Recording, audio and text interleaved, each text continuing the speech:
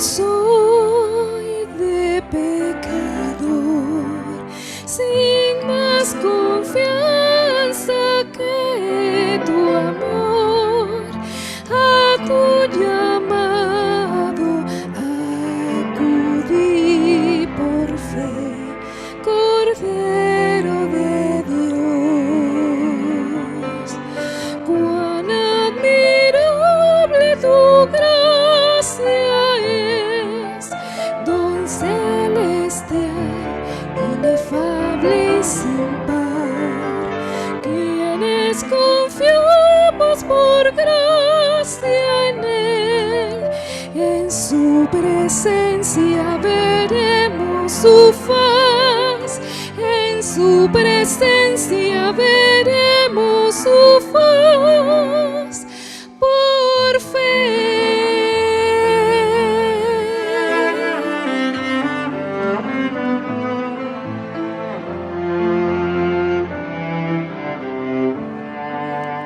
Tal como soy, tu paz busqué, y en mi delirio tu sangre hallé.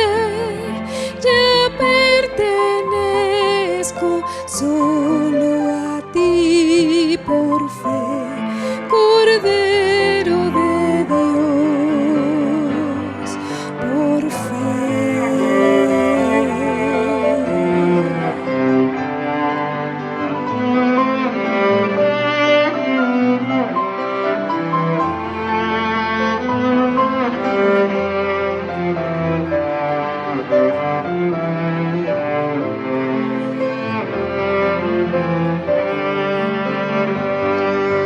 ¿Quién cubrirá nuestra desnudez?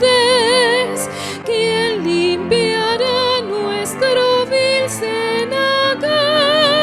Solo Jesús en su carmesí, con su pureza nos vestirá. Tal como soy, me acogerás, perdón y alivio me darás, pues tu promesa ya creí por fe, Cordero de Dios.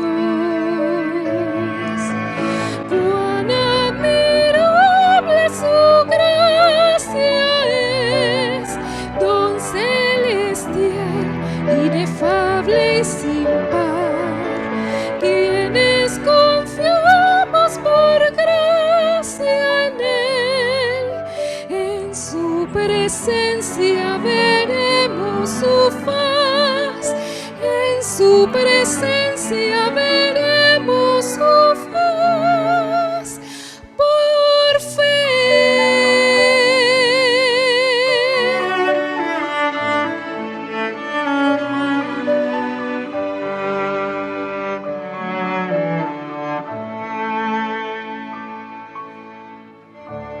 Amén.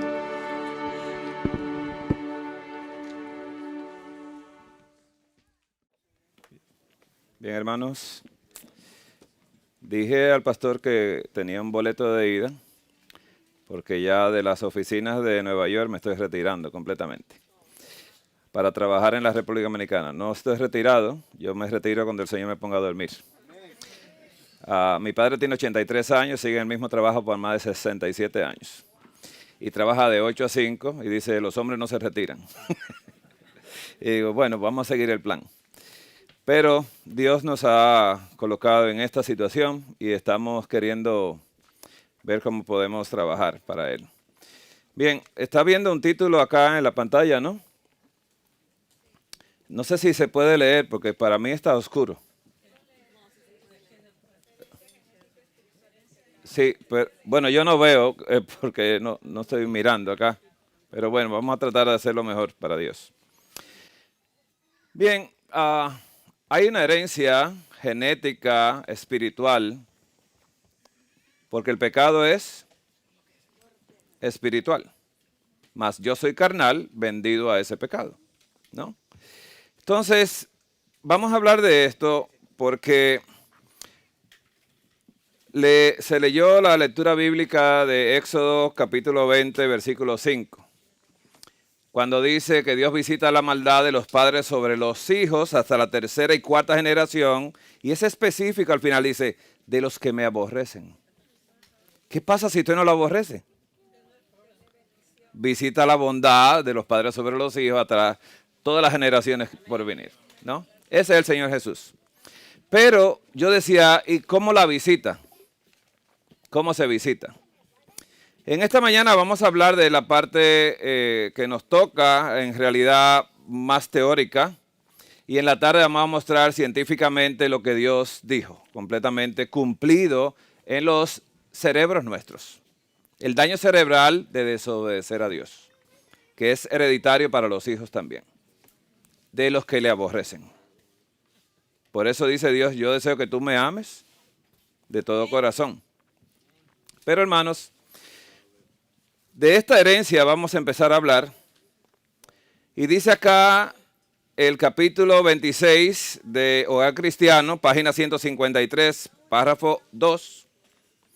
Dice, el legado de padres a hijos, la ley de la herencia. La ley de la herencia. En estos años, cuando se escribió esto, era una locura. La genética no se conocía tan bien como hoy en día. Todavía no se habían pronunciado los genetistas. Y dice aquí que la condición física y mental, dos cosas, física y mental, de los padres se perpetúa en su posteridad. Este es un asunto que no está debidamente considerado. Ella lo dijo en esa época. Cuando los hábitos de los padres contravienen las leyes físicas, el daño infringe a sí mismo y dice, se repetirá en las generaciones futuras.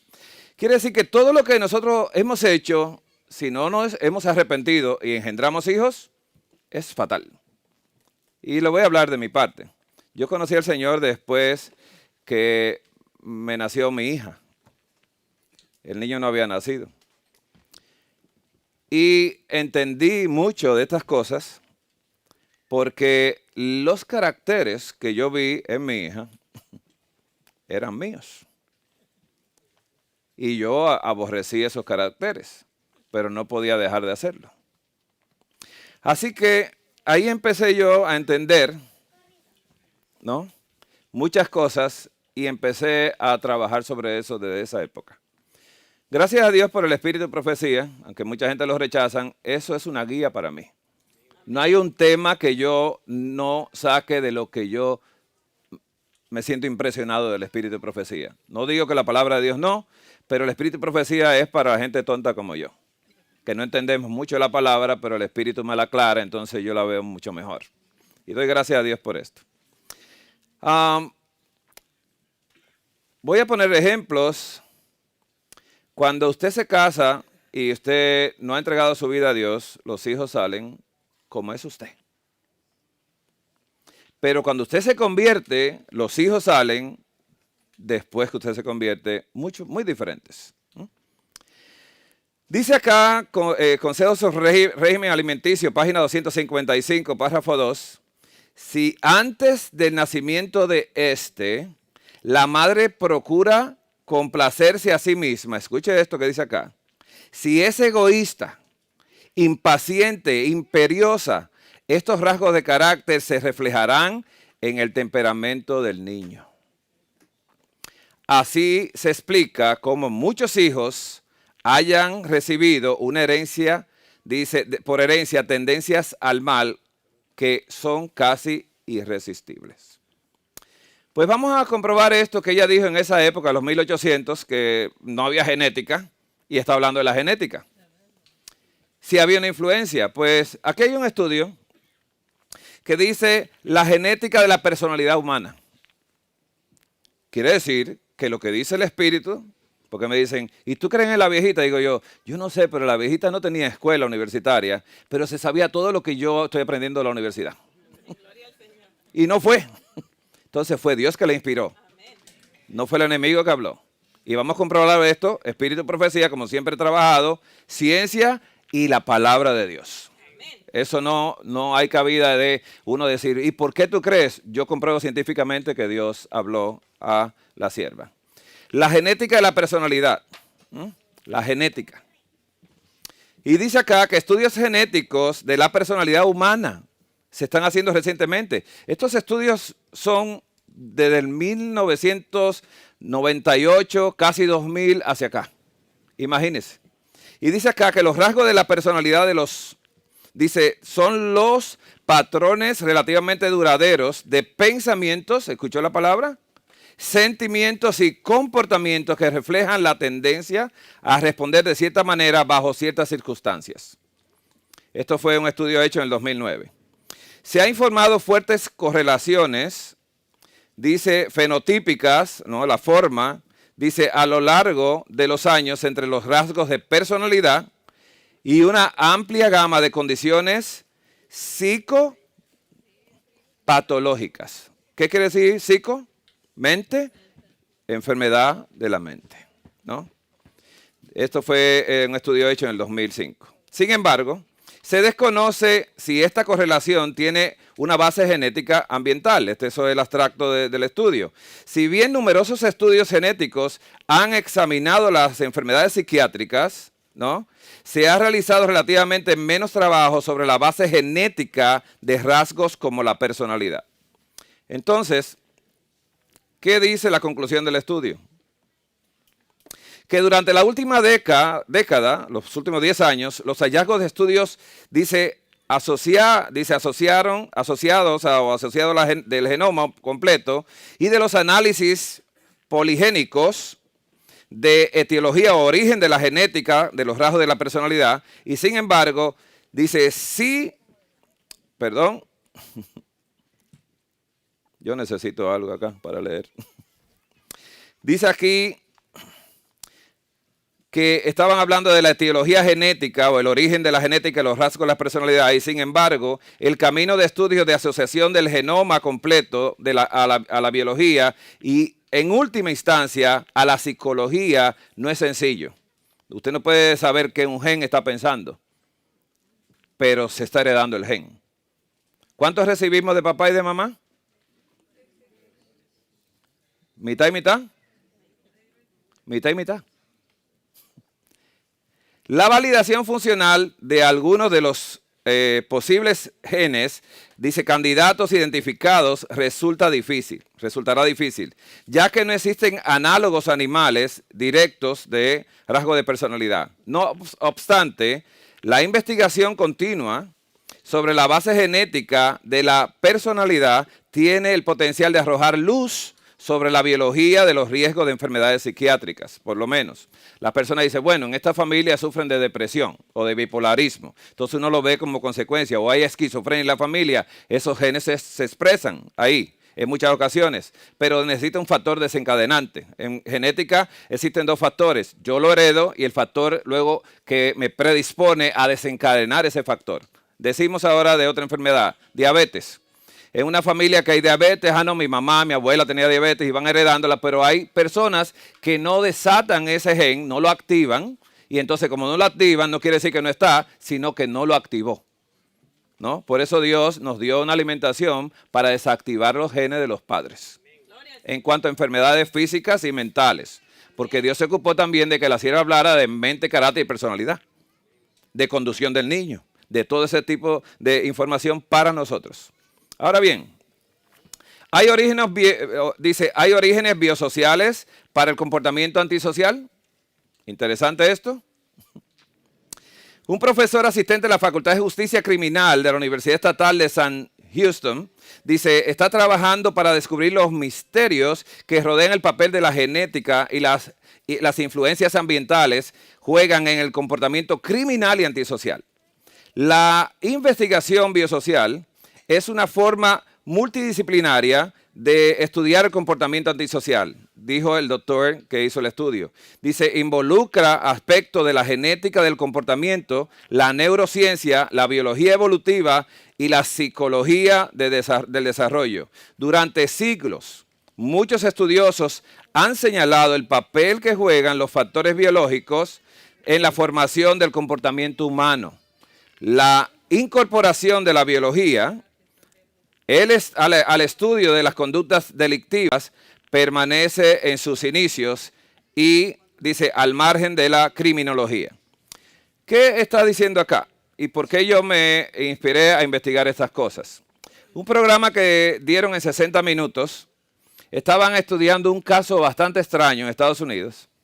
Era un hombre criminal que había estado preso muchas veces, cientos de veces. Delitos, crímenes, salía, delitos más grandes, que pasaba tiempo en la cárcel, mucho tiempo.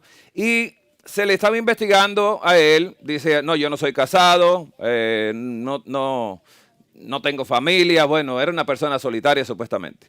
Pero aparecieron las excompañeras de él, con hijos. Y lo sorprendente del programa 60 minutos es que esos hijos que nunca conocieron a su papá estaban en las cárceles presos por los mismos crímenes que su papá había cometido. Y eso me despertó y digo yo, ok. Y ahí empecé yo a buscar y a empezar a hacer este tema. Porque una persona que nunca tuvo relaciones irresponsables y relaciones fuera de matrimonio, porque nunca se casó, tenía hijos por varios estados de Estados Unidos y todos estaban presos con lo mismo que él estaba preso, los mismos crímenes. Y eso me despertó mucho. Dice aquí que los tribunales enfrentan desafíos al vincular la genética con el comportamiento delictivo. Y vamos a explicar algunos ahí. Así que dice que los estudios sugieren que algunas personas pueden tener mayor riesgo de comportamiento delictivo debido a sus genes. Esas son suposiciones. Quiero leer las letras gruesas que están más abajo. La evidencia genética utilizada correctamente podría ayudar con los juicios sobre los castigos penales apropiados, las causas de lesiones o discapacidades y otras cuestiones en los tribunales. Abajo dice que implicaciones de la genética psiquiátrica, neurológica y conductual. Es muy difícil para un juez juzgar y decir, bueno, es que él genéticamente tiene predisposición. ¿Qué pasa con la ley cuando se viola? ¿Hay un castigo? Estamos hablando de la ley de Dios, pero yo quiero hablar de la ley humana. ¿Recibe castigo? ¿Y tiene que ver si es genético o no? ¿La paga de él? Es la muerte. Más la dádiva de Dios, vida eterna en Cristo Jesús. Dice otro estudio, que no voy a seguir leyendo, yo lo reduje esto un poco. Mis genes me obligaron a hacerlo. Evidencia genético-conductual en un tribunal penal el 13 de diciembre del 2017. Y decía, wow, fue los genes. Sí, ¿no? Otro es, para las víctimas adolescentes de delitos, los factores genéticos juegan un papel principal. Otros reportes de las cortes, estas son de la Florida. Otro reporte dice que la investigación muestra que los genes influyen en el comportamiento criminal. Otro estudio más que se presenta. Y yo he traído estas evidencias porque a veces damos por nada lo que dice el Espíritu de Profecía. No, ¿y qué va a saber esa vieja, no? Si no hizo ni high school. Entonces, hay un desprecio y se ha presentado en Adventista. Estoy hablando de la iglesia adventista. Los de afuera pueden pensar lo que quieran. Pero usted que se ha bautizado creyendo que Dios habló por medio de Ellen White, y usted está pensando eso, yo le doy gracias a Dios por la señora. Yo se la doy. Porque lo que yo he aprendido, desde que llegué a la iglesia, lo que nunca aprendí en la universidad. Nunca lo aprendí. Pero me dice, búscate de esto, que tú no has estudiado todavía. Ella me enseña estas cosas. Miren, un estudio revela, dice, un gen específico en hombres adolescentes con compañeros delincuentes. Ya por lo menos están encontrando el gen de la delincuencia. ¿Qué dice Números 32, 23? Pero si así no lo hacéis, entonces habréis pecado ante Jehová. Y sabéis que vuestro pecado os alcanzará. ¿No es realidad esto? ¿Alcanza el pecado? Hermanos, esto es algo impresionante. Usted puede tomar la Biblia. Yo que me la he pasado estudiando la genética en la Biblia. Impresionante esto. Impresionante. Cuando Adán y Eva no habían pecado, sus genes eran buenos en gran manera. Sus genes eran buenos. Si hubiesen tenido hijos antes de pecar, iban a ser hijos buenos, con genética buena. No había que restaurar nada. ¿Qué pasó cuando Adán y Eva pecaron?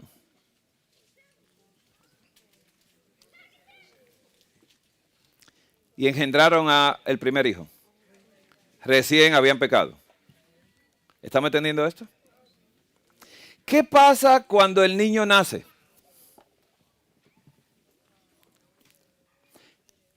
Vamos atrás un poquito. ¿Cómo se sentía Adán y Eva después del pecado? ¿Quién me dice? Porque a mí no me hace nada el pecado. Porque yo nací en pecado. Pero Adán y Eva, que fueron creados sin pecado, a imagen de Dios, a imagen y semejanza del Creador, se parecían a Jesús los dos, el mismo carácter de Cristo. No es lo mismo un remordimiento mío hoy en día, de que hago algo malo y levanto mi sombra y digo, ¿qué me importa? Yo lo arreglo después. Que un pecado de Adán y Eva. Misterio esto. ¿Cómo se sentía esa madre? ¿Triste? ¿Tenía sentimiento de culpabilidad? ¿Usted pensó que eso se le olvidó después que salieron del Edén? ¿Cuántas veces usted se imagina que ellos lo pensaban esto? ¿Todos los días? ¿Cuántas veces al día? Cuando las hojas de los árboles empezaron a caerse, cuando los animales empezaron a morir, había tanta evidencia alrededor de ellos, de la destrucción, que solamente el pecado entró a este mundo, que esa culpabilidad de Adán y Eva fue muy fuerte. Y engendraron un hijo con culpabilidad. ¿Qué salió de esa culpabilidad? Un hijo que estaba molesto con Dios. Molesto. Y un hijo realmente que odiaba tener que estar agradeciéndole al que lo sacó del Edén. ¿Y por qué tanta pleitesía a ese hombre? A ese Dios. ¿Por qué? O sea, tenía molestia. ¿Pero qué pasó con el segundo? ¿Cómo se padre una madre cuando le nace el primer hijo? ¿Está feliz? ¿Se pone muy feliz? ¿Le cambia la vida? Cambia todo absolutamente. Cuando uno tiene el primer hijo, dice, wow, ya uno piensa diferente. Dice, yo trataré de ver qué hago para nunca hacerle daño a esto que yo amo tanto. Y empieza un cambio en el corazón. Así que nació Abel. Ese sí parecía a Jesús. Y Abel era pastor de ovejas, ¿verdad? Y Caín labrador de la tierra. La tarea que Dios le dio a Adán y Eva. Van a labrar la tierra.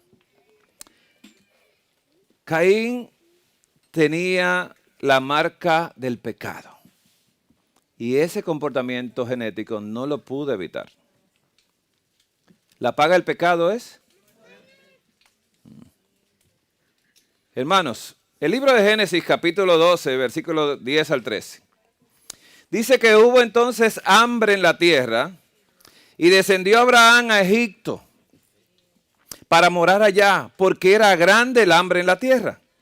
Y aconteció que cuando estaba para entrar en Egipto, dijo a Sarai, su mujer, he aquí, ahora conozco que eres mujer de hermoso aspecto. Y cuando te vean los egipcios dirán, su mujer es, y me matarán a mí. Dice, y a ti te reservarán la vida. Dice, ahora pues, di que eres mi hermana, para que me vaya bien a causa tuya y viva mi alma a causa de ti. Mucha gente no le gusta hablar de esto, porque cuando leen de Abraham el Nuevo Testamento, el padre de la fe,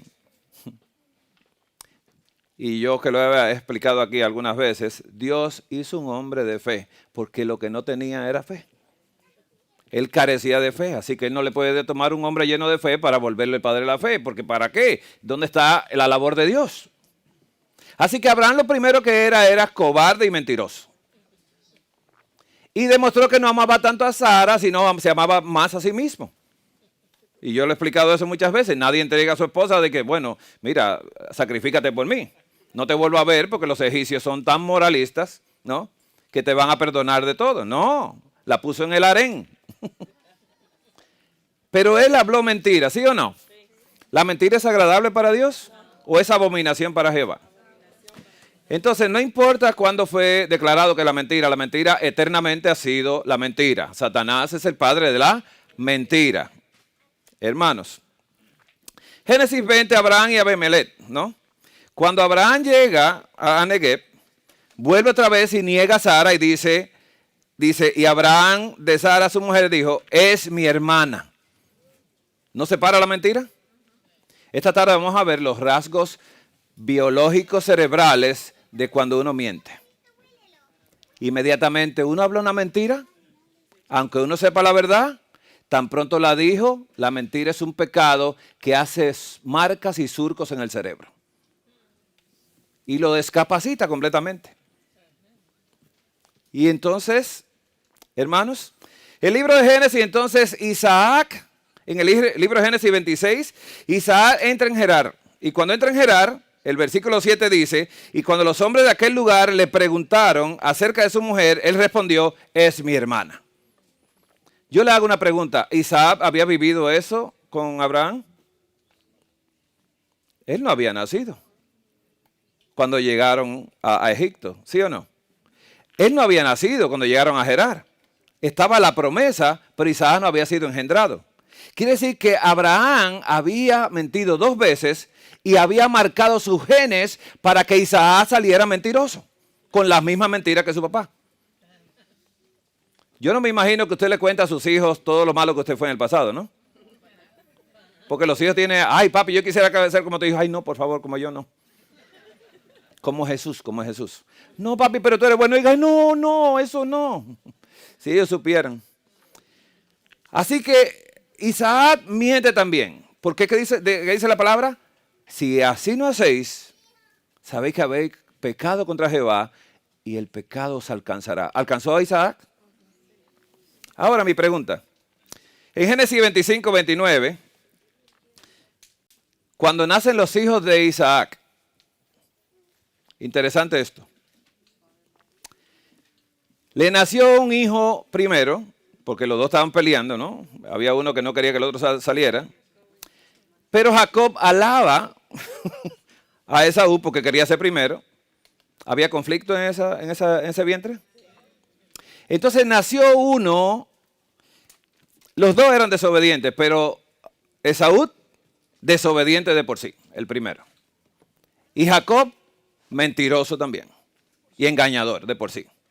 Los genes pasaron de los padres a los hijos hasta la tercera y cuarta generación de los que lo aborrecen. Usted diría, pero Abraham no aborrecía a Dios.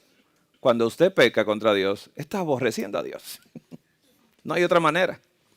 En Génesis 27, 8, porque no leímos, pero Génesis 25, 29 al 31 dice que Jacob, por el hambre que tenía Esaú, a Esaú no le importaba ser primogénito porque el hambre era más importante para él que la primogenitura, le dijo, bueno, ¿de qué me sirve esto? Y Jacob era vegetariano y Esaú era carnívoro, pero eran malos los dos. Así que le vendió la primogenitura por un plato de lentejas. En Génesis 27, 8 dice así, y tomó Rebeca los vestidos de Esaú porque ya Isaac estaba muy viejito, ya iba a morir y él tenía que pasar la bendición de la primogenitura. Así que no estaba la esposa de Isaac muy contenta con el comportamiento de su hijo Esaú. ¿Y qué pasó? Que tomó Rebeca los vestidos de Esaú, su hijo mayor, dice los preciosos que era, dice, de ella, que en la casa, y vistió a Jacob como su hijo menor. Dice acá. Entonces el padre le dijo, padre mío, Isaac respondió, heme aquí, y dice, ¿quién eres, hijo mío? Dice, y Jacob, dijo a su padre, yo soy Esaú, tu primogénito. ¿Mentira o verdad? Mentira. ¿Se sigue la mentira perpetuando? Y dijo, ¿eres tú mi hijo, Esaú? Jacob respondió, yo soy. ¿Por qué? Porque él era ciego. Estaba ciego en su vejez y no podía ver, pero escuchaba y dice, no me parece tu voz. Pero cuando usted le dice a Dios, no, hay una problemática muy severa que se desata en nosotros. Solamente con un no. ¿Qué quiere decir no, hermanos? ¿Quién me puede explicar eso? ¿Qué quiere decir la palabra no? ¿Me va a dar una definición? Para mí es más sencillo todavía. ¿Sabe lo que quiere decir no? ¡No! No sé si entienden esto. Miren, mis hijos, cuando estaban más pequeños, ellos se hablaban entre ellos y negociaban para ver si me convencían de algo. Y entonces cuando venía dice, ves tú que siempre te dice que sí a ti. Y cuando venía entonces, ay mira papi, que si tú puedes, digo yo, no.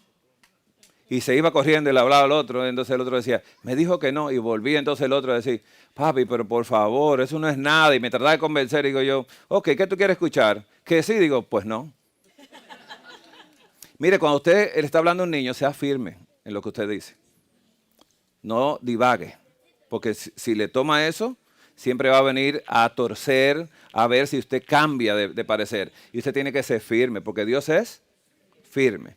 Así que la palabra no es no. Primera de Juan 3:4 dice que todo aquel que comete pecado infringe también la ley, pues el pecado es infracción de la ley. ¿No? Hermanos, la forma más sencilla de pecar contra Dios es decirle sí a los no de Dios. ¿Entendemos esto? Si Dios le dijo no, no le diga a usted que sí. ¿Cuál es el día de reposo? Sábado. ¿Y por qué nosotros lo cambiamos? ¿Qué le estamos diciendo a Dios? Que no. Y le decimos a Dios, hasta le damos un estudio bíblico a Dios de cómo el domingo vino a ser el sábado. Le damos un estudio. Y la gente lo acepta. ¿Cambia a Dios? A veces yo veo la Biblia que la han partido en dos, dicen Viejo Testamento y Nuevo Testamento. Debería ser una sola. Porque toda la palabra de Dios es inspirada divinamente por Dios. El antiguo o el moderno. Dice y que no hay movimiento. Dios no cambia. Ni en el nuevo ni en el viejo. Él no cambia. Porque Él es eterno. Y su voluntad es eterna. Pero ¿qué pasa también? Que si yo le digo no a los sí de Dios, ¿es diferente, no? ¿O es igual? Decirle sí a los no de Dios o decirle no a los no, sí a los no de Dios, ¿no? Le digo que no, entonces a los sí de Dios. Mira blanco, yo voy por el rojo. A la derecha, no, yo voy para la izquierda. No hagas esto, eso es lo que quiero hacer. ¿Interesante esto? Qué bueno lo decía Pablo, dijo Pablo. Realmente no entiendo lo que me pasa porque no hago lo que quiero, sino lo que aborrezco, eso hago. Y si hago lo que no quiero, ya no lo hago yo, sino el pecado que mora en mí. Para yo hacer lo contrario de Dios, tengo que vivir en pecado. Hermanos, los 10 mandamientos fueron dados en su mayoría con no. ¿A quién le gusta que le digan que no? Es una ley muy negativa, parecería. Pero si usted no tiene otro Dios delante de él, ¿qué quiere decir eso? Que usted solamente tiene a Dios delante suyo. Y no tiene otro Dios. Es un buen no. Luego dice, no te hagas imagen. Porque ¿quién dice que no te le haga imagen? Él. Él dijo que no. ¿Por qué se hacen imágenes hoy en día? ¿Interesante esto? Si Dios dice, no tomarás el nombre de tu Dios en vano, ¿cuántas personas dicen son cristianos? Mire que a mí me gusta ver los comportamientos de la gente. Yo veo programas donde están apresando personas o que dicen, no, yo soy cristiano, yo soy diácono. Y digo yo, bueno, hasta se atreve. Lo agarran infragante en lo que está haciendo. Le tienen videos de lo tramposo y engañoso que es. Y entonces se atreve a decir que es cristiano. Es bien penoso esto. No tomes el nombre de Dios en vano. Y luego dice, no hay ni un no ni en sí. Solamente dice, acuérdate del día de reposo para santificarlo. Aquí no te está diciendo, quiero que lo hagas, o no dice, solo recuerda que hay un día que yo santifiqué y quiero que tú ese día repose conmigo. No hay muchas cosas que decir. Ahí no hay negativa. Pero dice, honra a tu padre y a tu madre. Eso, ¿qué está involucrado ahí? ¿Un sí o un no? Que hay que honrar a papá y mamá. ¿Honran los hijos a los padres? ¿Y qué pasa entonces? ¿En qué andan ellos diciéndole a Dios no? Cuando Él dijo, sí hónralos, sí guardo el sábado, ni lo guardo ni lo honro tampoco. Y dice así, no matarás, ¿no? Y Jesús, que le dio una interpretación tan bonita a la ley de Dios, dice, cuando tú odiaste, ya mataste. ¡Wow! ¿No lo he hecho? Sí lo hiciste. Dice, no cometerás adulterio. Eso está un poco difícil. ¿Le hago la pregunta o no? Jesús le dio una interpretación bonita. Si la miraste y la codiciaste, ya adulteraste con ella en el corazón. Pero no lo hice, eres un adúltero. ¡Wow! ¿Dónde está el pecado?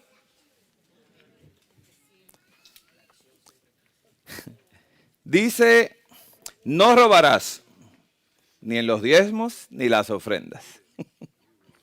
No mentirás. ¿Era mentiroso Abraham? Isaac también, Jacob también, Esaú también. Y no codiciarás. Nosotros no codiciamos, ¿verdad? Esta iglesia no hace eso. Hermanos, vamos a estudiar un poquito antes de entrar a todo esto, porque en la tarde voy a presentar ya con los daños cerebrales de todo lo que venimos hablando acá. El libro de Números, capítulo 22, versículo 12 al 13, después del 20 al 22, al 23, perdón, dice así. Entonces Dios dijo Dios a Balaam. ¿Quién era Balaam? Profeta de Dios. Dice, no, ¿qué le dijo Dios? No vayas con ellos ni maldigas al pueblo porque bendito es. ¿Qué le dijo Dios a él que no hiciera? Que no fuera. Le dijo dos cosas, ni maldigas al pueblo, pero no te vayas con ellos, ni lo maldigas al pueblo. Así que el chismoso de Balaam dijo así, en el 13, así Balaam se levantó por la mañana y dijo a los príncipes de Balac, volveos a vuestra tierra, porque Jehová no me quiere dejar ir con vosotros. Yo quisiera, pero él no me quiere dejar ir. ¿Está entendiendo cómo él habló? Él no fue concluido, dijo, Jehová me ha dicho y no voy. No, dijo, no váyanse porque es que él no me quiere dejar ir. Déjame pedirle permiso. ¿Dejó una puerta abierta? ¿Le dejó saber a Satanás? Yo quiero ir. ¿Estaban ofreciéndoles cosas, riquezas? ¿Era profeta el hombre? Wow. Difícil. Y vino Dios, dice en el 20, a Balaam de noche y le dijo, dice, si vinieron para llamarte estos hombres, levántate y vete con ellos, pero harás lo que yo te diga. ¿Estaba contento Dios? Imagínese que usted le pregunte 2 veces a Dios, oye, pero ¿me vas a dejar hacer tal cosa? Dice Dios, ok. Tú no quieres hacer la primera que te dije que no, yo voy a cambiar. Yo Jehová no cambio. ¿Y qué dice acá? Y vino Dios a Balaam de noche y le dijo estas cosas. Dice en el 21, así que Balaam se levantó por la mañana, dice, enalbarcó su asna y fue con los príncipes de Moab. Y dice el 22, y la ira de Dios se encendió porque él iba. Y mi pregunta es, ¿lo mandó Dios a ir, sí o no? ¿Le dio el permiso? ¿Quién tenía el deseo de ir? Él. Así que Dios le dijo, ve, pero no, vas a hacer lo que yo te diga. Pero Dios se llenó de ira contra él, porque él iba. Y dice, y el ángel de Jehová se puso en el camino por adversario suyo. Iba pues él montado sobre su asna y con él 2 criados suyos. Y el asna vio al ángel de Jehová. Y póngame atención en esto. ¿Qué hizo el asna? ¿Lo reconoció? Hermano, si usted tiene una burra y la burra reconoce a Dios, revísese. Si la burra vio a Jesús y usted no lo vio, pues usted tiene problemas. Porque la burra es burra. Se supone que yo no soy burro.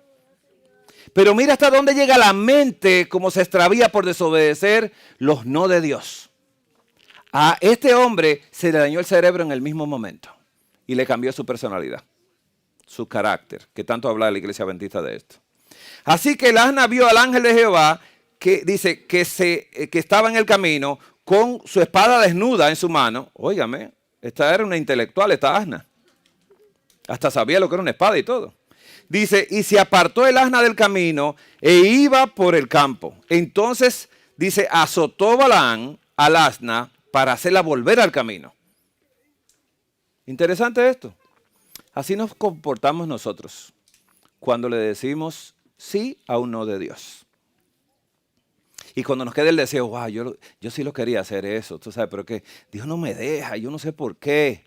¿Quieres saber? Ya lo vas a ver ahora.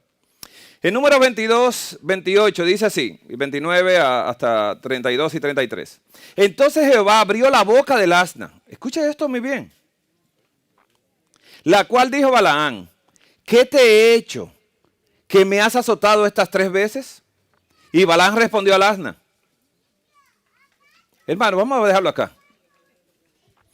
Hermano, si esta noche le aparece un venado por ahí y le dice, buenas noches, ¿cómo está? ¿Usted se queda ahí? Yo creo que los zapatos los deja atrás. Pero imagínese una burra hablando con usted. Y usted dice, no, pero yo debí matarte. Yo digo, pero una conversación de lo más interesante. ¿Los animales hablan?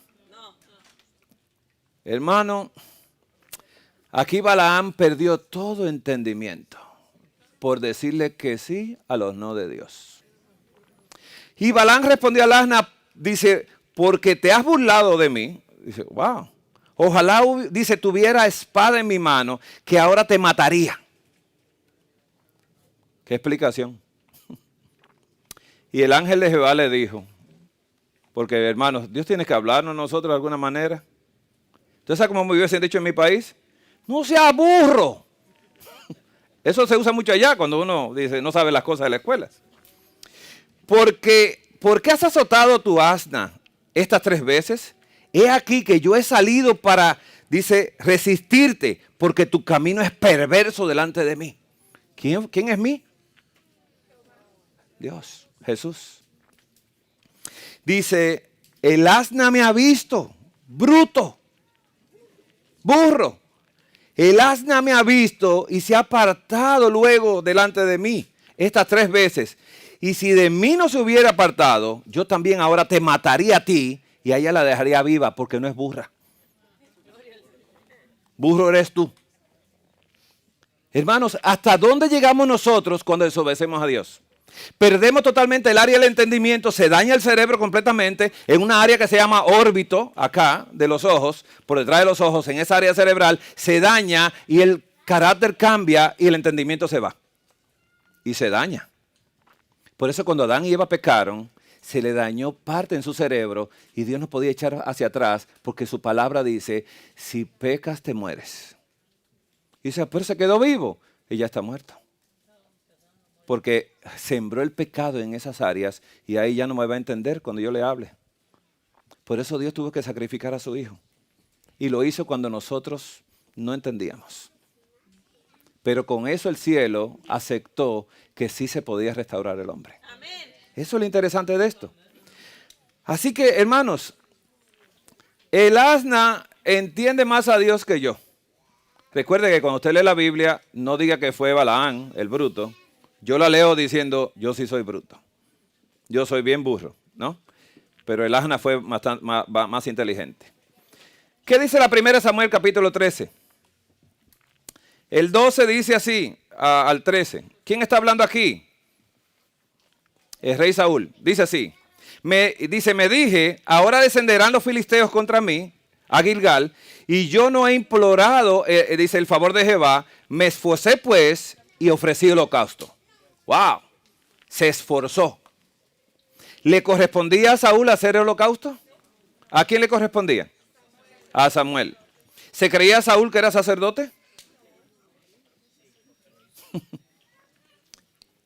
traspapeló su estatus. Entonces Samuel dijo a Saúl, locamente has hecho. Wow, le dijo loco. ¿Cuántos locos hemos visto hoy acá? Tenemos a Balán y ahora tenemos a Saúl, que ya perdieron parte de su cerebro por desobedientes. No entender el orden de Dios. Por eso a mí me da un escalofrío en la espalda cuando dicen, pastor, digo, no, un momento, eso no.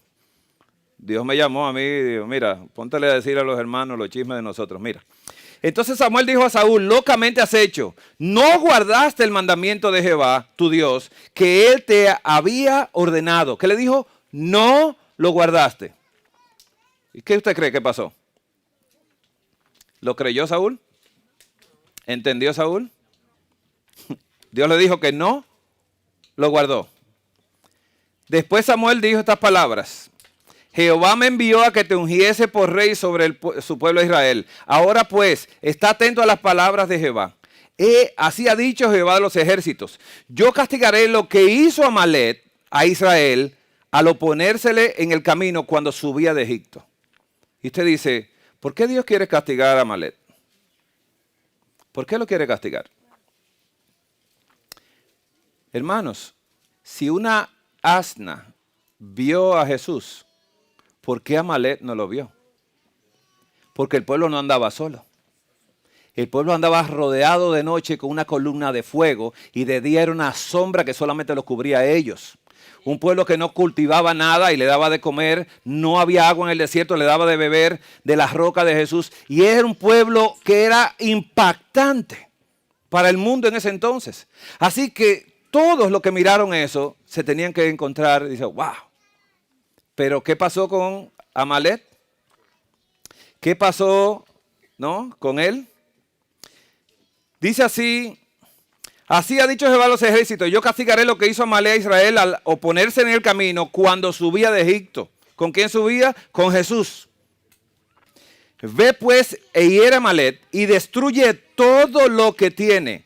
No te apiades de él, mata a hombres, mujeres, niños y aún a los de pecho, porque tiene la misma genética que ellos. Todos los que están ahí tienen la genética dañada. Destrúyelos a todos, no me dejes a nadie. Dice, mata, oiga esto, a hombres, mujeres, niños y aún a los de pecho, vacas, ovejas, camellos y asnos. Dice, y tomó vivo a Agag, rey de Amalek. ¿Escuchó por dónde vi la desobediencia? Pero a todo el pueblo mató a filo de espada. Y Saúl y el pueblo perdonaron a Agag, al rey. Qué buenas personas, son unos buenos cristianos.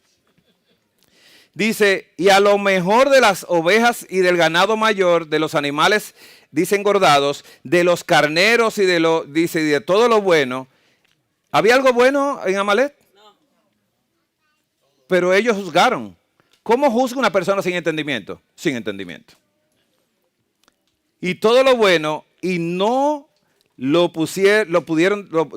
quisieron destruir, mas todo lo que era vil y despreciable destruyeron. ¡Wow! ¿Qué era lo no despreciable de él? Hermanos, 1 Samuel 15, del 10 al después 11, 19 al 21. Vino palabra de Jehová a Samuel, diciendo, me pesa haber puesto por rey a Saúl. ¿Qué hizo Dios cuando ungieron a Saúl? ¿Qué le dio Dios? El Espíritu Santo. ¿Y profetizó? Fue el Espíritu Santo en él profetizó. Interesante. Dice, me pesa haber puesto por rey a Saúl, porque se ha vuelto en pos de mí y no ha cumplido mis palabras. ¿Por qué pues no has oído la voz de Jehová, sino que, vuelto el botín, has hecho lo malo ante los ojos de Jehová? Y Saúl respondió a Samuel, antes bien he obedecido la voz de Jehová. Interesante esto. Y fui a la misión que Jehová me envió. Y he traído a Agag, rey de Amalek. ¿Qué dijo Dios? ¿Que lo destruyera qué? A todo, hasta Agag, hasta los animales, a nadie. Dice, no, más bien lo obedecí. Y he destruido a los amalecitas. Por eso cuando usted va a dar estudio bíblico, no se olvide de que el estudio que usted vaya a dar tiene que ir de acuerdo con un buen arrepentimiento de la persona.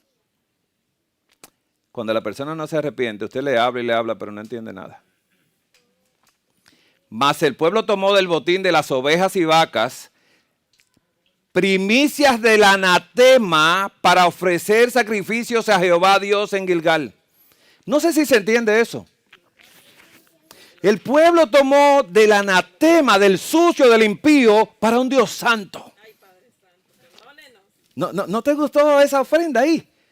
Por eso el pueblo perdonó, un pueblo perdonador. No es como Dios que manda a matar. Qué lindo era él. ¿Entendía él? Y no iba a poder recuperar su cerebro. Porque cuando usted le dice que no a Dios, el daño es así. Y cuando usted insiste en lo mismo, el daño se va perpetuando en otras áreas del cerebro. Y lo vamos a mostrar científicamente esta tarde. Pero también vamos a hablar de algo interesante.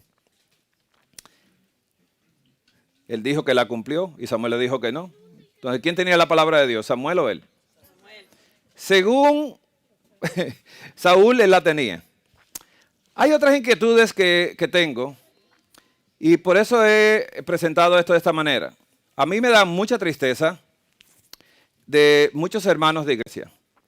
Hermano, lo no revelado, ¿para quién es? Hay dos misterios, ¿verdad? Ahora mismo. Misterio de la equidad y del misterio de la iniquidad. ¿Podemos explicarlos? Mira, si Dios dice que va a ser por la eternidad estudiado, yo no me imagino, porque ahí no hay años, para poder quizá vislumbrar algo. ¿Cómo un Dios santo se humaniza y se llena de pecado para Él donarse para salvarme a mí y restablecerme a mí, a su imagen y semejanza? ¡Wow! Eso no pasa. Pero hermanos, ¿cómo Satanás peca? Y esto es bien peligroso. Porque antes de ayer estaba hablando con alguien muy querido que se puso a escuchar a un predicador de la iglesia adventista, hablando de que Satanás cayó porque Dios así lo predispuso. No lo dijo con esas palabras, pero dijo, Dios lo sabe todo. Dios sabe todo lo que va a pasar. Y como Él lo sabe todo, Él creó eso para hacer un conflicto y muerte y todo eso, porque realmente, ¿no? Él le gusta como entretenerse, ¿no? Mire la mente de las personas diciendo, Dios lo sabe todo, Dios lo sabe todo. Satanás no fue un ángel común. Hubo una fiesta en el cielo, querubín protector. Después de Jesús, en la lista iba Él. Interesante Dios. Y forma ese ángel que lo admiran todos los ángeles del cielo. Admiran a Lucifer, Luzbel. Ahora ya no se llama así. Hermanos, tengamos cuidado por querer saber cosas, porque yo lo desconocido de Dios no lo quiero saber. No quiero saber si Él tiene la barba blanca o ya se le está poniendo, ya se le está cayendo, si las orejas están un poco largas de la vejez. No quiero saber nada. Y los hermanos me llaman porque dicen, bueno, el hermano le gusta mucho estudiar, vamos a darle un estudio y empiezan, y entonces me ponen a mí en la cabeza estas cosas y yo me quedo como, wow, vamos a explicarla ahora. Hermanos, cuando Dios dice que no, no, déjelo así. ¿Para qué usted quiere saber más que Jesús murió por usted y por mí? ¿Qué cosa más importante hay en esta tierra? Y yo hago la pregunta, ¿por qué vinieron ustedes acá? ¿Por qué se entregaron a Jesús? ¿Por qué? Porque Él murió por nosotros. Y ese amor demostrado nos contriñe a nosotros y nos trae a Él. Porque somos perdonados sin pedir perdón. Que antes que el hombre pecara, dice, yo te perdoné ya. El banco del cielo tiene toda la fortuna, ya tú eres perdonado. Caíste, estás perdonado. Solo agarra la salvación y sosténla contigo. Es tuya. Así que el Señor ha perdonado a todo el mundo. Eso es lo importante de esto. Pero hermanos, hay peligros y no está de malo uno estudiar cosas, pero cuando a usted le dicen que no, pues no. Y he visto muchos hermanos que empezaron otros ya estaban en la iglesia cuando yo entré, que hoy en día pues son mesiánicos o que son de la vara de alguien por ahí, bueno, y empiezan a irse por tendencia, y hoy en día hay otros que son judíos ya, y hay otros que están comiendo kosher, y entonces que todo animal es sangrado, y volvieron a los rudimentos, cosas de este mundo. Pero nadie quiere ir a Génesis cuando Dios le dijo, come frutas y semillas solamente, a la perfección de Dios cuando creó al hombre. Amén. Nadie quiere ir ahí, se quiere quedar en el camino. Y se están quedando en el camino. Muchos adventistas están queriendo saber más de Dios que otros. Y yo no quiero saber más de Dios, no quiero conocer su cara, Él me la enseñará algún día. Amén. No quiero saber nada, yo sé que Jesús sí va a venir y nosotros lo veremos tal como Él es. Eso dice la palabra, no quiero salirme de ahí. Hermanos, peligroso es esto que voy a hablar. Hechos de los Apóstoles, página 42, párrafo 3. No, escucha la palabra no. No es esencial para nosotros ser capaces de definir con precisión qué es el Espíritu Santo. No es. ¿Y sabe qué está diciendo? Que no. ¿Para qué tú quieres saber? ¿Qué te va a traer eso? Si lo único que tenemos que saber es de la salvación tan grande que Dios ha hecho por nosotros. Lo más importante de esta tierra, de nosotros como pecadores, es saber que Jesús vino y cumplió su promesa y entregó su vida por nosotros. Hermanos, no es esencial para nosotros ser capaces de definir con precisión qué es el Espíritu Santo. Cristo nos dice que el Espíritu Santo es el Consolador. Él. ¿Usted sabe la palabra Él? ¿Y qué quiere decir Él? ¿Qué quiere decir ella?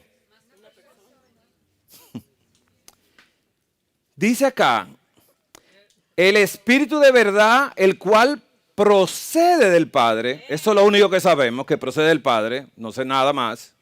El Espíritu de verdad, ¿no? El cual procede del Padre, Juan 15:26, se asevera claramente tocante al Espíritu Santo, que en su obra de guiar a los hombres a toda verdad, no hablará de sí mismo, hasta boca tiene. ¿Qué otra cosa quiero saber? No, no es esencial, pero están estudiando el Espíritu Santo. Hermano, se lo está perdiendo esto, pero un estudio, mire, del Espíritu Santo, porque ustedes están ahí en la Trinidad todavía. Digo yo, bueno, yo no le llamo Trinidad, pero son 3 personas eternas. Pero no le llamo Trinidad. No importa el nombre que le pongan, son 3. Porque eso lo revela la palabra de Dios, otra cosa no la revela. Hechos de los Apóstoles, en la página 42, párrafo 4, dice, la naturaleza del Espíritu Santo es un misterio. ¿Qué dice que es? Si es un misterio y misterios de la iniquidad y la equidad están ahí, ¿para qué queremos saber los misterios? No se vaya a Harvard a hacer un posgrado en esto. Los hombres no pueden explicarla. ¿Qué somos nosotros?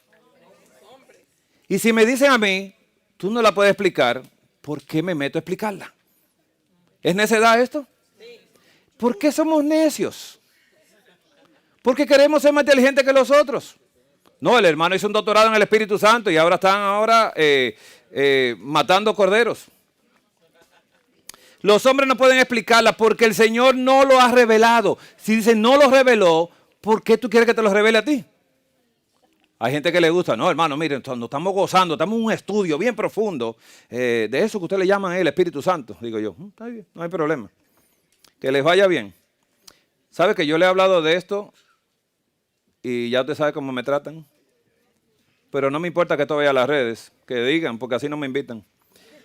Los hombres de conceptos fantásticos pueden reunir pasajes de las Escrituras y darle la interpretación humana. Pero la aceptación de esos conceptos no fortalecerá a la iglesia. No fortalece a la iglesia. En cuanto a estos misterios demasiado profundos para el entendimiento humano, que no lo tenemos porque somos mentirosos, el silencio es oro. Cállese. En mi casa me dicen, cállese la boca. Digo yo, ya me callo. Porque, ¿sabes? Si no me callaba, ¿qué me pasaba? Me rompían la boca. Y si no, la boca ya estaba rota, me rompían otra cosa. Hermanos, lo más obediente es cuando le dan golpes a uno. Y después le preguntan, ¿quiere más? Digo, no, para nada. Ya con esa dosis está bien. Y eso lo viví yo en mi casa con mi padre, ¿no? Que mi papá preguntaba al final, ¿quiere más? Digo, no, ya, está buenísimo, ya. No, en este momento no. Evangelismo, página 446, párrafo 3. El consolador que Cristo prometió enviar después de ascender al cielo es el Espíritu, dice, en toda la plenitud de la divinidad, poniendo de manifiesto el poder de la gracia divina a todos los que reciben a Cristo y creen en Él como el Salvador personal. Así que hay 3 personas vivientes en el trío celestial. ¿No está hablando de qué? De la Trinidad, trío celestial. Es el, dice, en el nombre de estos 3 grandes poderes, el Padre, el Hijo y el Espíritu Santo, son bautizados todos los que reciben a Cristo mediante la fe. Y estos poderes colaboran con los súbditos obedientes del cielo. ¿Con quién colaboran? Con los obedientes del cielo, dice así. En sus esfuerzos por vivir la nueva vida en Cristo. La personalidad del Espíritu Santo. Evangelismo 4:47, párrafos 5 y 6. La personalidad del Espíritu Santo. Necesitamos comprender que el Espíritu Santo es una persona, así como Dios es una persona y anda en estos terrenos. Sigue diciendo que el Espíritu Santo es una persona porque testifica en nuestros espíritus que somos hijos de Dios. Cuando se da este testimonio, lleva consigo su propia evidencia. En esas ocasiones creemos y estamos seguros de que somos los hijos de Dios. Qué interesante que el Espíritu Santo es como Dios y como Jesús. ¿Quiere que nos perdonen a nosotros todo el tiempo? Ay, perdónalo, que no, mira, no, lo que quería era una cosa, pues está equivocado en su mente. Pero mira, si tú haces algo para que su mente reaccione, entonces puedes reaccionar. O sea, intercede por mí, para que Dios me perdone, porque el Señor Jesús así lo mandó. Dice, mira, ellos están confundidos en la mente, pero yo sé cómo eres tú eres como nosotros. Antes de nosotros crear al hombre, lo perdonamos. Porque sabíamos si hacía algo malo, lo íbamos a perdonar. Y íbamos a dar el cielo por esa alma. Es el Espíritu de Dios. Hermanos, el Espíritu Santo tiene una personalidad. Dice, de lo contrario no podría dar testimonio de nuestros espíritus, de que somos, ¿no? De nuestros espíritus, de que somos hijos de Dios. ¿No? Así que hermanos,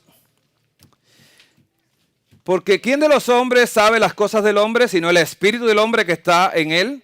Así tampoco nadie conocía las cosas de Dios, sino el Espíritu de Dios. Según dice la 2 Corintios 2:11. Y es tu manuscrito y el libro de Evangelismo, página 447, párrafo 7. Hermanos, el poder de Dios en la tercera persona. El príncipe del poder del mal puede ser mantenido a jaque, escuche esto muy bien y grábelo, únicamente por el poder de Dios en la tercera persona. De la divinidad, el Espíritu Santo. Quiere decir, usted quiere victoria sobre el pecado, pero ahora dice que no existe Espíritu Santo. ¿Cómo usted va a mantener al diablo a jaque? ¿Estamos entendiendo cómo Satanás sabe? Y mire, hermanos, para los que son inteligentes les voy a decir algo. Después lee este párrafo. En colaboración con los 3 poderes más elevados. Debemos cooperar con, dice, los 3 poderes más elevados del cielo, el Padre, el Hijo y el Espíritu Santo. Y estos poderes trabajan mediante nosotros, convirtiéndonos en obreros juntamente con Dios. Amén. ¿Quién me convierte a Dios? El Espíritu Santo. Amén. Hermanos, miren, voy a decir algo.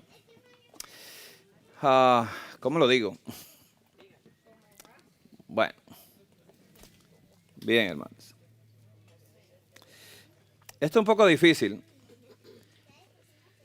porque, hermanos, Eva, ¿a quién se parece de nosotros antes de pecar? Antes de pecar, ¿a quién se parece de nosotros? ¿Quién de nosotros se parece a Adán acá antes de pecar? ¿En qué pensaba Adán? ¿En Facebook? ¿Quién llenaba la mente de Adán? ¿Quién llenaba la mente de Eva? ¿Eran buenos en gran manera? Bien, mire, si Satanás tuvo la eficacia de hacerlos caer, nosotros somos juguetes de Él. Estamos revolcados en el pecado. Ya sabemos lo que es pecar, pedir perdón 10 veces al día y todo eso. Y ya nosotros estamos empapados del pecado. Y es más fácil para nosotros caer. Si Adán y Eva cayeron, ¿cómo nosotros sobrevivimos? Si no tenemos la asistencia del Espíritu Santo que me da la fortaleza para resistir el pecado. El Espíritu Santo, cuando usted va a hacer algo malo, dice, ay, no lo haga, que eso me duele. Y te va a hacer daño a ti, no quiero que te hagas daño. ¡Wow, qué bueno! A cada momento me dice el Espíritu Santo, cálmate. Digo, no me voy a calmar. Dice, ay, por favor. Jesús derramó su sangre por ti. Digo, es verdad, déjame callarme. Hijos e hijas de Dios. Después que entran al Espíritu Santo, entran a las fiestas. Ahí viene todo. Cristo se hallaba en el punto de transición. Y esto está en el deseado de toda la gente, página 608.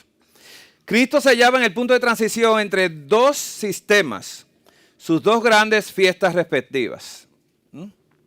Mientras comía la Pascua con los discípulos, instituyó en su lugar, ¿escuchó lo que dice acá?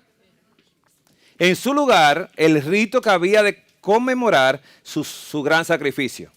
La fiesta nacional de los judíos iba a desaparecer. No sé si se entendió esto. Para siempre. ¿Para cuándo? Para siempre. El servicio que Cristo establecía había de ser observado por sus discípulos en todos los países a través de todos los siglos, hasta que Él venga por segunda vez con poder y gloria, ha de celebrarse este rito. No sé, ¿usted no lo han invitado nunca a fiestas? Nosotros guardamos la fiesta, digo yo. Las fiestas no tienen nada de malo. Pero todas las fiestas señalaban ¿a qué? A Jesús. Venido el cumplimiento de la palabra, ¿qué pasó con esos ritos? Ya. Estamos en días de festivos, ¿eh? El día de Sukkot es. Yo sé que los judíos por donde yo vivo, ahí en New Jersey, tienen muchas casitas ahí afuera, en los patios de bambú y todo eso, porque ellos hacen ese tipo de ritual. La fiesta de los tabernáculos, sí. Bueno, yo ni me importa eso. Ya lo que voy a centralizar es lo siguiente, un ratito. Primera de Corintios 2:2 dice así Pablo, porque me propuse no saber nada entre vosotros, cosa alguna, sino a Jesucristo y a este crucificado. Yo no quiero saber de nada, solamente de la cruz. ¿Alguien sabía más que Pablo de las fiestas judías? ¿Alguien sabía más que Pablo? No. ¿Pero Pablo conocía el Espíritu Santo? No. ¿Apolos conocía el Espíritu Santo? No. ¿Pero Pablo conocía el Espíritu Santo? Y cuando él lo conoció, todavía Apolos no lo había conocido, pero predicaba el Evangelio de la cruz. No sé si estamos entendiendo. Nosotros no necesitamos saberlo todo, sino a Jesucristo y a este crucificado. El valor de la vida de nosotros está en la cruz.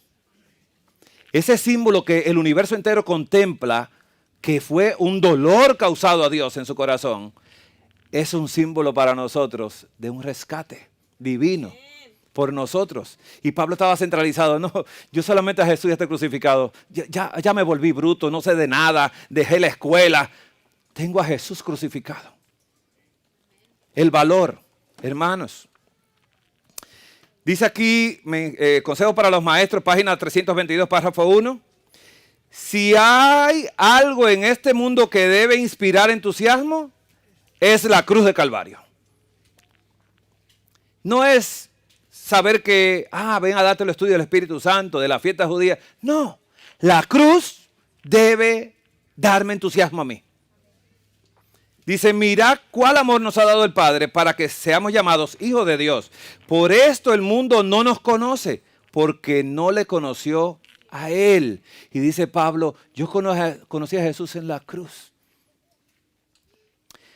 Porque de tal manera amó Dios al mundo que ha dado a su Hijo unigénito para que todo aquel que en Él crea no se pierda, mas tenga vida eterna. Juan 3:16. Se debe aceptar a Cristo, creer en Él y exaltarle. Lo precioso que es Cristo ha de ser el tema de la conversación.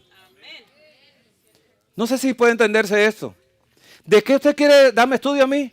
¿De lo precioso que es Cristo? No, digo, no quiero saber. No, hermano, mire, se están quedando atrás ustedes, digo yo. Hermanos, ojalá los que me han invitado escuchen esto para que sepan que no me pueden invitar más. Conflicto inminente, página 17, párrafo 1. Mientras la cruz del Calvario proclama el carácter inmutable de la ley. Escucha esto. Declara al universo que la paga del pecado es la muerte. El grito agonizante del Salvador, consumado es, fue el toque de agonía para Satanás. Cuando Jesús dijo consumado es, eso fue una estaca en el corazón de Satanás. Dice, te vencí. Qué interesante es esto. Dice que esa fue la agonía, el toque de agonía para Satanás, el consumado es. Fue entonces cuando quedó zanjado el gran conflicto que había durado tanto tiempo y aseguraba la extirpación final del mal. Hermano, ¿eso le gustaría a usted ver algún día? Cuando Jesús venga en gloria, se acabó esto. Se acabaron los estudios bíblicos. Se acabó la escuela sabática, hermanos. El Hijo de Dios atravesó los umbrales de la tumba para destruir, dice, por la muerte al que tenía el imperio de la muerte, es saber, al diablo. Le venció Jesús. Eso es lo importante. Por eso Pablo te dice, no, conmigo la cruz. Ya no quiero saber nada más. Él le venció a Satanás. Y por eso Pablo nunca se dejó vencer a Satanás. Porque él andaba ¿con qué? Con el vencedor. Amén. Él andaba en la cruz y esa cruz se la estrujaba a Satanás a cada momento. Y dice, conmigo no. Ni lo alto ni lo bajo, ninguna cosa creada me apartará del amor de Cristo. Nada me va a apartar. Y Satanás sabía eso. Y lo torturaba, le echaba en cárcel y dice Pablo, vamos a seguir predicando este evangelio. Ese es el Dios de nosotros. Amén. Hermanos, dice conflicto inminente, página 107, párrafo 1. El misterio de la cruz explica los demás misterios. Qué centrado era Pablo. A la luz que irradia del Calvario, los atributos de Dios que nos llenaban de temor respetuoso nos resultaron hermosos y atractivos. ¿Había miedo con Dios? Mucho miedo. Se ve que la misericordia, la compasión y el amor paterno se unen a la santidad, la justicia y el poder. Y al mismo tiempo que contemplamos la majestad de su trono, tan grande y elevado, vemos su carácter en sus manifestaciones misericordiosas y comprendemos como nunca antes el significado apelativo conmovedor, Padre nuestro. Hermanos, de esa manera comprendemos lo que más necesitamos. Hermanos, Camino a Cristo, página 26, párrafo 3, dice así. Jesús dijo, yo, si fuere levantado en alto sobre la tierra, a todos atraeré a mí mismo. ¿Quién lo va a levantar? ¿Quién va a levantar a Cristo? ¿Pablo lo levantó a Jesús? ¿Apolos lo hizo? ¿Los discípulos lo levantaron a Jesús? ¿Y atrajeron a Cristo? ¿Qué veían ellos en la cara de Esteban? Un ángel. Y estaba sufriendo, dice, ay, me está doliendo las piedras. No, puso sus ojos en Jesús. Autor y consumador de su fe. Y cuando se quedó mirándolo, dice, no le tomen en cuenta este pecado. Perdónalos. Gloria al Señor. ¿Qué hizo Jesús en la cruz? Perdónalos. Amén. ¿Qué debemos hacer nosotros si no cogemos el estudio bíblico del Espíritu Santo? Perdónenlos. Porque a mí no me han perdonado todavía por esto, Cristo debe ser revelado al pecador como el Salvador que murió por los pecados del mundo. Y mientras contemplamos al Cordero de Dios sobre la cruz del Calvario, vuelve y repite, el misterio de la redención comienza a revelarse a nuestra mente. Y la bondad de Dios nos guía al arrepentimiento. ¡Qué bueno es Dios! Al morir por los pecadores, Cristo manifestó un amor incomprensible. No lo estudie, que no lo va a encontrar. Y a medida que el pecador, dice, lo contempla, este amor enternece el corazón, impresiona la mente e inspira la contrición del alma. Hermanos, si hemos estado equivocados, en el pasado, nosotros podemos ser restaurados. Pero dice la forma como hay que hacerlo. Y dice aquí, en Lugares Celestiales, página 172, párrafo 4. Si no hacemos de la Biblia la regla de vida, no sé si entendemos acá, nuestros hábitos heredados, si queremos cambiar la genética, y cultivados, hábitos, dice, heredados y cultivados, ¿qué pasó?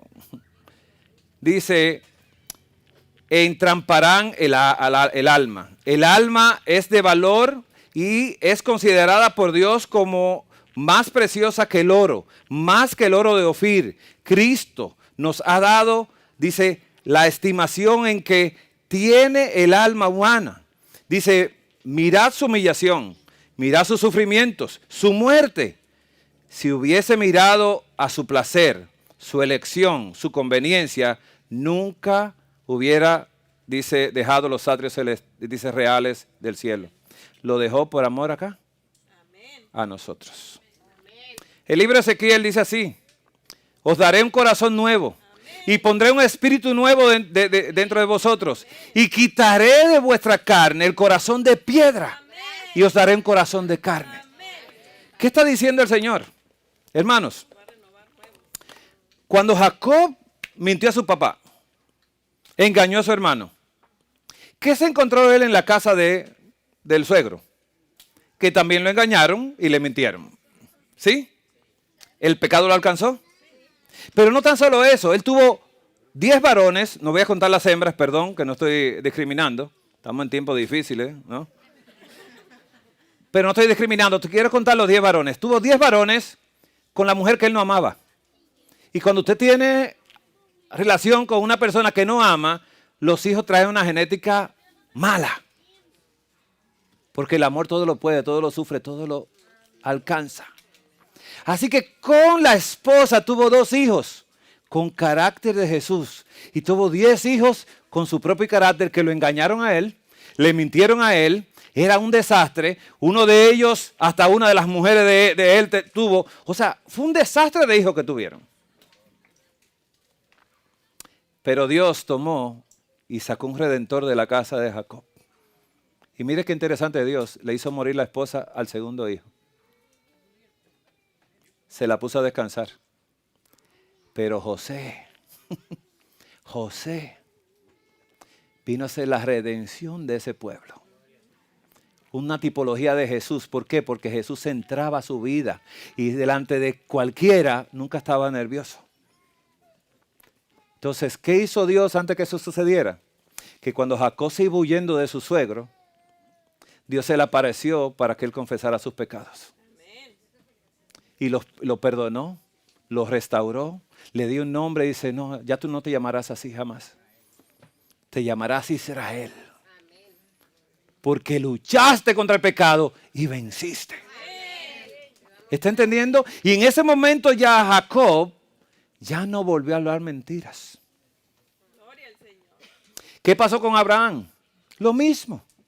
Miente 2 veces, no tiene niños todavía, pero Dios hace que le nazca el niño. Y después Dios le dice, sacrifícamelo.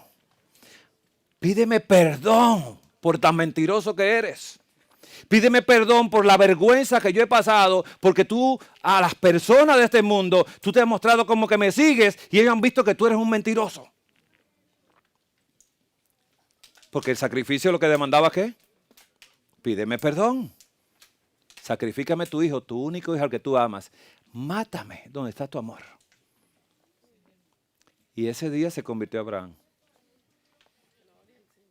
Ese día lo convirtió Dios. Dios quiere convertirnos a nosotros también, hermanos. 2 Corintios 5:17 dice así. De modo que si alguno está en Cristo, nueva criatura es. Las cosas viejas pasaron, he aquí, todas son hechas nuevas. Hermanos, la única manera de nosotros restaurar nuestro cerebro otra vez es que si nosotros mentimos, si nosotros hicimos lo malo ante de Dios, pidamos perdón, hermanos. La restauración está a la puerta ahí, mire, solamente dice, yo estoy a la puerta y llamo. Si alguno abre la puerta, Yo entraré y cenaré con Él y Él conmigo. Hermanos, el Señor Jesús está a las puertas esperando que nosotros le pidamos perdón. Usted no entiende las Escrituras, no entiende lo que está leyendo. No importa. Pida perdón y será restaurada la mente, porque después que somos perdonados, el cerebro vuelve a la manera de Jesús. Y el Señor restaura esta mente completamente para que le entendamos a Él. Solamente Él tiene el poder de hacerlo, pero necesitamos arrepentimiento. ¿Cuántos de nosotros queremos pedirle a Dios que nos ayude en esta hora? ¿Nos ponemos de rodillas, hermanos?